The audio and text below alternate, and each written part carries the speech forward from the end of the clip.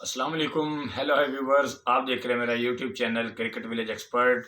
आज हम बात करेंगे 11वें मुकाबले की पीएसएल के, जो मुल्तान सुल्तान और कराची किंग्स के दरमियान खेला गया।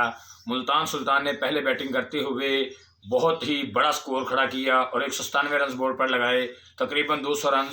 और इसमें जो सबसे अहम बात थी वो थी मोहम्मद रिजवान की सेंचुरी और उसके बाद शान मसूद की 50।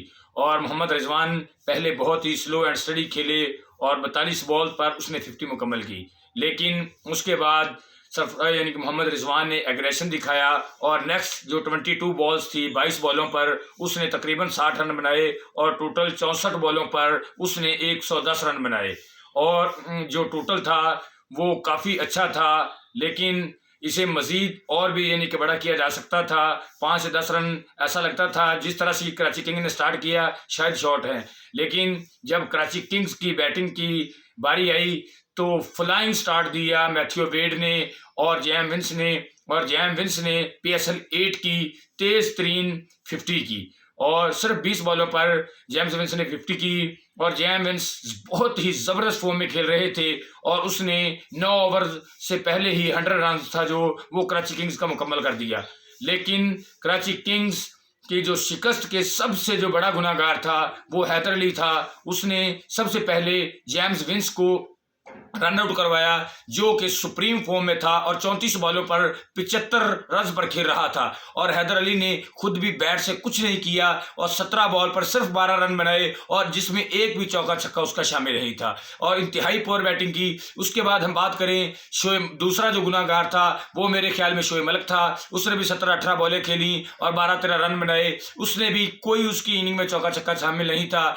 मेरे ख्याल में जो कराची किंग्स ने कैलकुलेशन में मिस्टेक की और जो मिडिल ओवर्स थे जहां खुशदिल शाह ने बॉलिंग की और उसके बाद उसामा मीर इनको वो यानी कि रीड करने में कामयाब यानी कि स्लो खेलते रहे और रन रेट था जो उन्होंने सर पर चढ़ा लिया। और जब 14-15 का रन रेट हो जाए तो आने वाले बैट्समैनों के लिए वो इंतहाई मुश्किल होता है। लेकिन जो मुल्तान सुल्तान की तरफ से हीरो थे और जो स्टार थे वो मेरे ख्याल में एहसानुल्लाह थे। क्या एक्स्ट्रा ऑर्डिनरी किस्म का वो टैलेंट मिला है पाकिस्तान को और क्या वो कंप्लीट पैकेज है और प्रॉपर बॉलर है।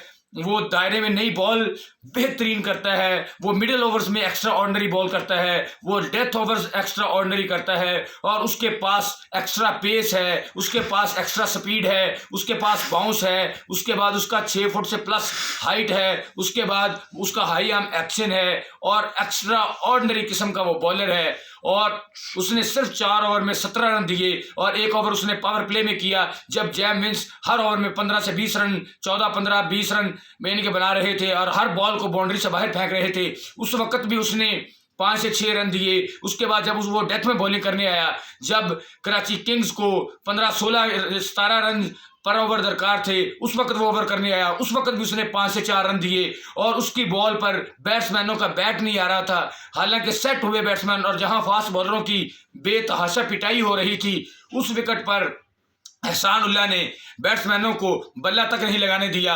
और ये बात ज़रूर है एहसानुल्लाह ने एक विकेट भी नहीं ली, लेकिन जो मुल्तान सुल्तान को मैच जितवाने में सबसे अहम किरदार है वो एहसानुल्लाह का ही है और उसने सिर्फ 4 ओवर में 17 रन दिए। अगर मेरी तरफ से अगर कोई मैन ऑफ द मैच होता तो वो एहसानुल्लाह होता। लेकिन उसके बाद जब आप अपनी टीम जिस तरह शोएब मलिक ने और हैदर अली ने बैटिंग की और जिस तरह अपनी टीम की एवरेज ऊपर चढ़ा दी, तो जब 2 ओवर में 40 रन रह जाएं तो 100 में से 99 दफ़ा वो 40 रन नहीं बनते। हाँ, एक मौका बन गया था, कराची किंग्स इजीली इस मैच को जीत सकता था जब इमाद वसीम ने लगातार 2 छक्के मारे। उसके बाद जब लास्ट ओवर में 22 रन दरकार थे और पहली ही 9 बॉल पर इमाद वसीम ने छक्का लगाया, उसके बाद फिर बेन कटिंग ने छक्का लगाया, उसके बाद 2 से 3 यानी कि अब्बास फरीदी ने वाइडे की और सिर्फ 4 बॉलों पर 6 रन रह गए थे। उस वक्त जो कराची किंग्स की जीत क्लियर नजर आ रही थी, लेकिन उस वक्त अब्बास फरीदी ने अच्छी बॉल की, एक बॉल बेन कटिंग ने मिस किया और अगली बॉल पर आउट हो गए और इस तरह जो कराची किंग्स है वो तीसरा क्लोज मैच हार गई। एक मैच वो 2 रन से हारी, एक मैच वो 6 रन से हारी और कल का वो मैच था वो जो 3 रन से हार चुकी है।